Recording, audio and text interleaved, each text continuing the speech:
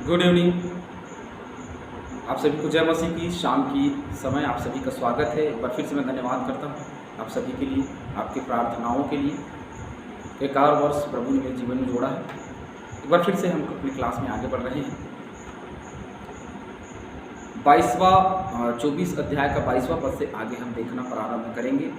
जैसे हमने अंत के विषय में देख रहे हैं, अंत के विषय में क्या होने वाला है, किस प्रकार से घटनाएं घटने वाली हैं, किस प्रकार से जो है वो सारी चीज़ें उथल पुथल इधर उधर हो करके रह जाएंगी। और ये प्रकाशित वाक्य का एक पार्ट आप कह सकते हैं जो प्रभु यीशु मसीह के द्वारा भविष्यवाणी की गई है, और हम उसको देख रहे हैं।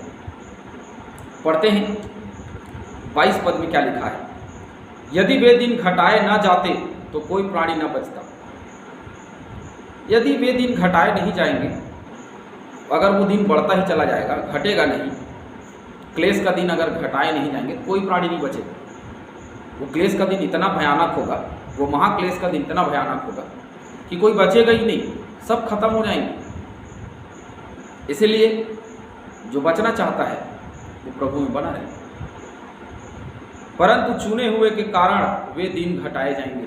अब किस लिए घटाए जा रहे हैं दिन? घटाए तो जा रहे हैं दिन, ठीक है, ओके, घटाए जा रहे हैं हमारे दिन, कि वो महाक्लेश के दिन या क्लेश के दिन घटाए जा रहे हैं, बढ़ाए नहीं जा रहे हैं। कहीं वो क्लेश का दिन बढ़ जाएगा ना तो हम नष्ट हो जाएंगे।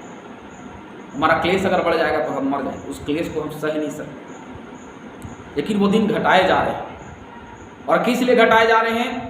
क्योंकि शुरू से, आरंभ से लेकर के अभी तक बहुत सारे धर्मी लोग हुए जो प्रभु में बने रहे, जिन्होंने परमेश्वर की सेवा की, जिन्होंने प्रभु यीशु मसीह की सेवा की, और वे सब लगातार प्रभु की अपरंपार आशीषों को पाते हुए उसकी सेवा करते रहे, और इसीलिए लोग बचाए गए और हम सब उसके साथ में बचाए गए। अब उस बचाए जाने के महत्व को हमको समझना बहुत जरूरी है। मैं और आप उस महत्व को कितना समझते हैं? क्योंकि उसने हमें बचाया। हम मर जाते, हम उस क्लेश में पड़े रहते, लेकिन उसने हमें अन्य जाति में से चुना और उसने हमें अलग किया, और अलग करके अपने स्वर्गीय राज्य में अपने आशीष की अपरंपार वर्षा उसने हमको शामिल की। अगर नहीं करता तो क्या होगा? इस दुनिया में क्लेश बढ़ता चला जाता, और वो दिन अगर घटाया जा रहा है तो बहुत अच्छी बात है। और इसलिए घटाया जा रहा है क्योंकि बहुत सारे धर्मी लोग हैं जिनकी प्रार्थनाएं, जिनको चुना गया, ऐसे लोग जिनको चुना गया और चुन करके उसने अलग रखा। बुलाए हुए तो बहुत हैं पर चुने हुए बहुत हैं। हालेलुया। कितने लोगों को बुलाया जाता है लेकिन चुने मत हो। क्यों? क्योंकि प्रभु कहता है कि तूने मुझे नहीं परंतु मैंने तुझे चुना।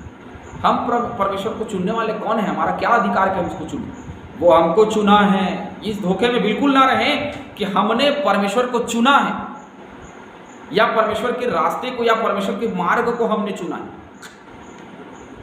उसने हमको चुना, और उसके चुने जाने को हमको समझना बहुत जरूरी है। हमको और आपको समझना पड़ेगा कि उसने हमको क्यों चुना, किस लिए चुना। जिस दिन हम अपने बुलाए जाने या चुने जाने का अर्थ को समझ जाएंगे, उस दिन हम अपने कार्य को करने लगेंगे और परमेश्वर की इच्छा के अनुसार, जो वो चाहता है उसके अनुसार हम करने लग जाएंगे। तब वो अंत का दिन आ जाएगा।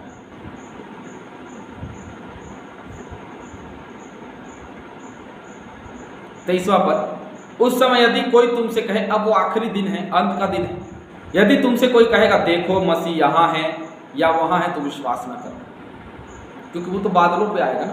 प्रकाशित वाक्य उसने किस प्रकार से आएगा, ये घटनाएं किस प्रकार से घटेंगी, सब कुछ बता दिया। अब मूर्ख बनने वाला सवाल नहीं है। वो कह रहा है कि अब मूर्ख मत बनो।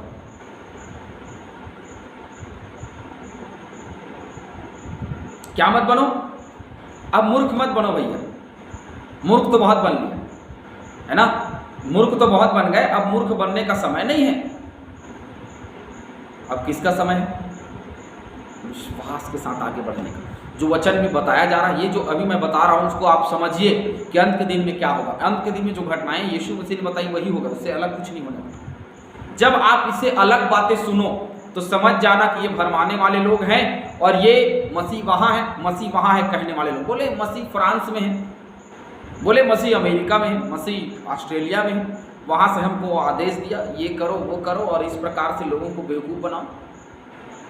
नहीं, आपको समझना पड़ेगा और समझ करके आपको उसके अनुसार अपने जीवन को बिताना पड़ेगा। उस पर विश्वास करोगे तो मरोगे। किस पर? उन धोखा देने वाले लोगों को। अंत के दिन में लोग ऐसे ही कहने के लिए खड़े होंगे। लूका 17:23 निकालेंगे। लोग तुमसे कहेंगे देखो वह वहाँ है या देखो यहाँ है, परंतु तुम चले न जाना और न उनके पीछे हो लेना। अरे उनके पीछे चले मत जाना, उनके पीछे हो मत लेना। और इसी का 21 कार्ड भी पढ़ेंगे, लूका 21:8। उसने कहा चौकस रहो कि भरमाए ना जाओ, क्योंकि बहुत से मेरे नाम से आकर कहेंगे मैं वही हूँ, और यह भी कि समय निकट आ पहुँचा है, तुम उनके पीछे ना चले जाना। मुझे एक बहुत ही अच्छी घटना याद आ रही है मेरे जीवन से आधारित, और मेरे आंखों के सामने घटना घटी। बाइबिल कॉलेज में जब हम थे तो एक व्यक्ति जो है बेलगहना, एक कोटा के पास में, बिलासपुर कोटा में एक जगह है बेलगहना, वहाँ से एक लड़का गया हुआ था। लंबे लंबे बाल हुआ करते थे उसके, और अपने आप को कभी महेंद्र सिंह धोनी भी बोला करता था वो। और हमने देखा उसको, थोड़े दिन तो बहुत अच्छा रहा, 1-1.5 महीने। उसके बाद में उसने अपने आप को प्रभु यीशु मसीह कहना शुरू कर दिया। बोले मैं प्रभु यीशु मसीह। बहुत समझाया गया उनको, मैंने बहुत समझाया, क्योंकि मैं उसके रूम का सीनियर था। उसके बाद में उसको बहुत समझाया गया, मैं बहुत समझाता था। और उसके बाद में टीचर्स ने बहुत समझाया, हमारे बड़े सर ने बहुत समझाया, बहुत सारे लोगों ने बहुत समझाया, नहीं माना। और वो उसी जिद में अड़ा रहा कि मैं प्रभु यीशु मसीह, मैं प्रभु यीशु मसीह। तो क्या सच में वो प्रभु यीशु मसीह? अगर यीशु मसीह दोबारा आ जाए तो दुनिया अंत हो जाएगा। और हम कैसे मानेंगे कि वो प्रभु यीशु मसीह? बिल्कुल मत मानना, क्योंकि वो दिन अंत हो जाएगा जिस दिन प्रभु यीशु मसीह दोबारा आए। बोले मैं उसके पीछे चलने वाला, वो मेरा वहाँ है, वो मेरा, बिल्कुल नहीं। इसका मतलब ये है कि लोग कहेंगे कि मैं यीशु मसीह के पीछे चलने वाला लोग हूँ, तो आप बिल्कुल भी विश्वास नहीं करेंगे। क्यों नहीं करेंगे? क्योंकि मसीह यीशु के लोग उसके समान होते हैं, उसके स्वभाव में होते हैं, उसके साथ चलते हैं। और ऐसे लोग जो प्रभु में नहीं हैं वो अलग ही दिखाई देंगे, जो प्रभु में वो अलग दिखाई देंगे। आपको तब समझ आएगा। मैं बार बार कहता हूँ, जब आप वचन को पढ़ोगे, जब आपके जीवन में बाइबिल का वचन फूट फूट करके भरा होगा, तब आप समझोगे, अन्यथा आप उसका पार नहीं पा सकते। चलिए, यहाँ वहाँ बोलने से विश्वास ना करिएगा, नहीं तो सब गड़बड़ हो जाएगा, है ना। यहाँ है वहाँ है, प्रभु कहीं नहीं है। प्रभु से केवल हमारे हृदय में है और हमारे वचन में, हमारी बोली में, हमारे उठना, हमारा बैठना में। 24 पर, क्योंकि झूठे मसीह, देखिए बार बार मसीह यीशु इस बात को बता रहा है कि झूठे भविष्यवक्ता, झूठे मसीह और झूठे भविष्यवक्ता उठ खड़े होंगे और बड़े चिन्ह और अद्भुत काम दिखाएंगे कि यदि हो सके तो चुने हुए को भी क्या कर दें? अरे वो चुने हुओं को भी भरमा देंगे मेरे भाइयों और बहनों। समझिए आप, केवल एक नहीं चुने हुए हैं उनको बस नहीं, चुने हुए होंगे, सेवक होंगे, दास होंगे, बहुत सारे दास, बहुत सारे सेवक लोग आज भड़काए जा चुके हैं, भरमाए जा चुके हैं, और ऐसे नियमों को मानते हैं और दूसरों को मानना भी सिखाते हैं।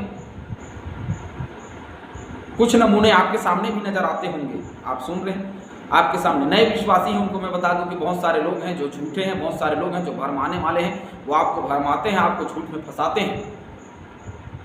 एक बात आप याद रखिए, और इस बात को अपने जहन में लिख करके रख लीजिए और समझने का प्रयास कीजिए कि मेरे और आपका जीवन कितना महत्वपूर्ण है।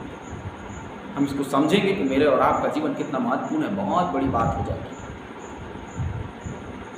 क्या मैं और आप मसीह यीशु के समान हो सकते हैं? कोई हो सकता है क्या? मसीह यीशु के समान कोई नहीं हो सकता मेरे प्रिय। हम सब गलत धारणा, गलत भावना में, लेकिन हम उसके अनुसार बनने का प्रयास कर सकते हैं। बहुत सारे लोग, अरे हम मसीह यीशु, अरे हम धर्मी हैं। कोई अपने आप को धर्मी नहीं कह सकता, वचन में साफ मना ही है। प्रकाशित वाक्य का 13:13 निकालेंगे।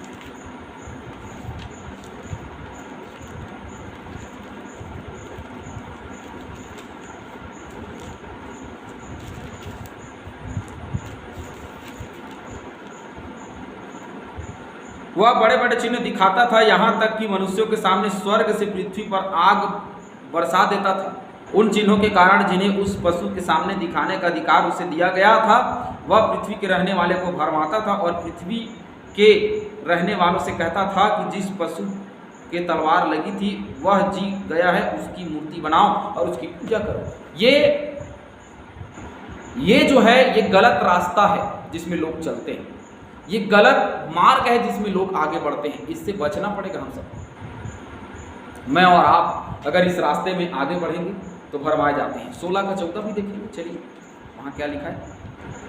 ये चिन्ह दिखाने वाले दुष्ट आत्माएं हैं। चिन्ह दिखाने वाले दुष्ट आत्माएं भैया संभल करके रहिए, जो सारे संसार के राजाओं के पास से निकल करके इसलिए जाती है कि उन्हें सर्वशक्तिमान परमेश्वर के उस बड़े दिन की लड़ाई के लिए इकट्ठा करे। अब ये इकट्ठा करे लोगों को, अपने पास में जोड़े, इसलिए वो जाती, इसलिए लोगों को भरमाती है। 19 का 20 भी देखेंगे, चलिए 19 का 20।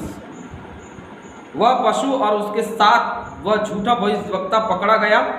अरे उस पशु के साथ में झूठा भविष्यवक्ता पकड़ा गया भैया, वो अजगर के साथ, वो शैतान के साथ झूठा भविष्यवक्ता, जितने झूठ भविष्यवक्ता वो सब पकड़े गए। जिसने उसके सामने ऐसे चिन्ह दिखाए थे जिनके द्वारा उसने उनको भरमाया, जिन पर उस पशु की छाप, अर्थात जो मसीह यीशु के पीछे चलने वाले लोग हैं, जिन पर मसीह यीशु की छाप लगी थी, ऐसे लोगों को भी इन लोगों ने क्या कर दिया था, भरमा दिया था।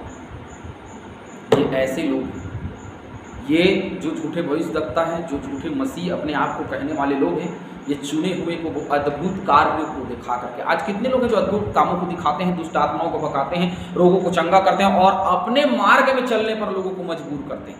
मसीह यीशु के जगह में वो लोग खुद बैठ जाते हैं। आज बहुत सारे भविष्यवक्ता या बहुत सारे प्रचारक हैं जो यीशु मसीह के स्थान पर बैठे हैं। मैं बहुत बड़ा प्रचारक बन जाऊं तो मैं क्या मसीह यीशु के स्थान पर बैठ सकता हूँ? मसीह यीशु का स्थान हमारे जीवन में एक अलग है, आपके जीवन में अलग है, और उसके स्थान पे कोई और को बिठाना ये बहुत गलत बात है। मैं कभी नहीं कहता आप विजेंद्र सिंह बहुत अच्छे प्रचारक, बहुत अच्छे, लेकिन हम उनको प्रभु यीशु मसीह की जगह में बिठा करके गलत होते चले जा रहे हैं।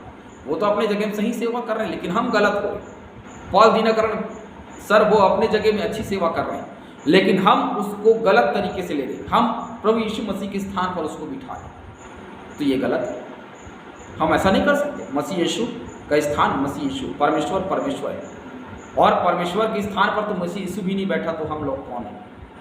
हालेलुया। इसीलिए मेरे प्रियो, अंत के दिन में ऐसा होगा कि ऐसे लोग आएंगे, ऐसे लोग आ चुके हैं और चल रहा है लगातार, ऐसे लोगों से बच के प्रभु आपसे बहुत से आशीष।